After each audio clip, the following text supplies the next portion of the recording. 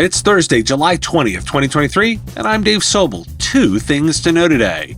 Is AI worth doubling the cost of Microsoft 365? A question amidst Microsoft's AI-driven releases, and an inside job. An IT employee tries to redirect ransomware payments and gets jail time. This is the Business of Tech. A new research paper from Stanford University purports that the models running ChatGPT have definitely changed over the last few months. It seems like GPT-4, the newest, more advanced model, has gotten less accurate and reliable, while GPT 3.5, the intermediary model released right before it, has improved regarding specific tasks. It seems the product is morphing. And I'll note an analysis I dug into from AI Snake Oil that cites less a degradation and instead a shift, and that this, in fact, is the nature of changing AI models. Their statement: this is the challenge of building products on changing models. Microsoft Inspire was this week, and there's lots of news about their AI efforts. CEO Satya Nadella called next-generation AI a partner ecosystem opportunity that could span $4 to $6.5 trillion. Microsoft 365 Copilot, the company's generative AI-fueled productivity tool, will be priced at $30 per user per month. No release date yet. Microsoft also announced its Bing Chat Enterprise service, an AI-powered organizational chat with security features, which rolled out under preview mode Tuesday. The new solution will be included for free in certain business and enterprise-grade Microsoft 365 bundles. The differentiator? Higher levels of data protection and privacy. Chat data isn't saved and is not used to train new models. Copilot is coming to Teams Phone and Chat, adding real-time call summarization and pulling out key points from chat threads.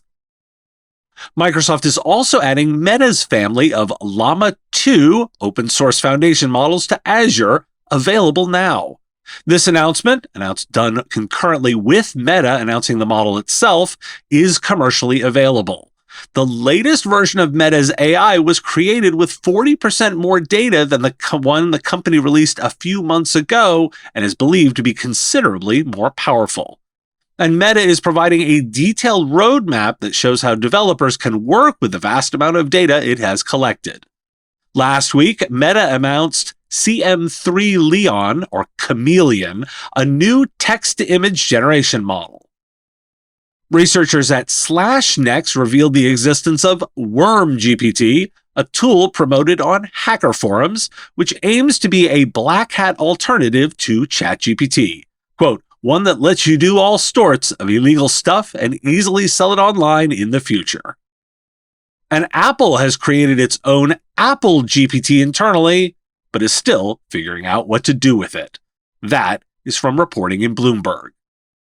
Amidst all of this, a majority of executives in a survey by Hitachi Vantara, 76%, feel their current infrastructures, quote, will be unable to scale to meet upcoming demands, aka AI and associated analytic workloads. 60% of those execs are overwhelmed by the amount of data they manage. Why do we care? Microsoft is leaning into AI, obvious and clearly on display with this set of announcements. Now, does it warrant a doubling of the cost of Microsoft 365? I'm not sure, and I would love to hear from listeners on this one. I stand by my earlier assessments that the value providers here is in product and model analysis. I'll add that the dimension of models changing this frequently was not in my initial thinking. There's more reason to consider this an opportunity due to that increased complexity. The models get paired with applications to drive results. Even the criminals have noticed that. Oh, and Apple, too. Here's one I hadn't seen before. Ashley Lillies, a former IT employee, has been sentenced to over 3 years for attempting to blackmail his employer during a ransomware attack. To deceive the company, he impersonated the ransomware gang that was extorting them. He tried to redirect the ransomware payments by switching the cyber criminal's cryptocurrency wallet to one under his control. He used access to internal emails to alter the blackmail email and monitor the board's actions. When the company didn't comply, as they were conducting their internal investigations, they found the IT employee's unauthorized access. Why do we care? Not expecting this to be commonplace, but it brings home the concept of zero trust to consider that the call may be coming from inside the house. This fell quickly into the tactics you need to be aware of category, although I would acknowledge that a well-designed process should mitigate this risk. Ditch your VPN. VPNs are awful, outdated, clunky, hard to use, and create security vulnerabilities. TwinGate's Zero Trust Network Access is easy to deploy and even easier to use and manage, while always making resources secure and invisible. With native integrations with MDMs, EDRs, and DNS filters, TwinGate enhances your security with the full power of your cybersecurity stack. TwinGate melts into the background, providing intuitive access and lightning-fast connections with the lowest latency. You'll forget you're using a remote access solution at all. Want to learn more? Check out the white paper on why you should ditch your VPN at twingate.com/podcast.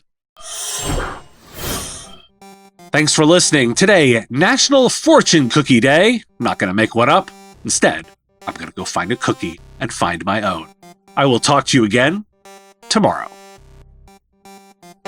The Business of Tech is written and produced by me, Dave Sobel, under ethics guidelines posted at businessof.tech.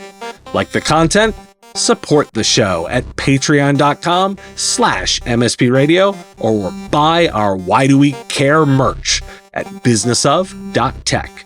If you want to reach our listeners, visit mspradio.com/engage. Part of the MSP Radio Network.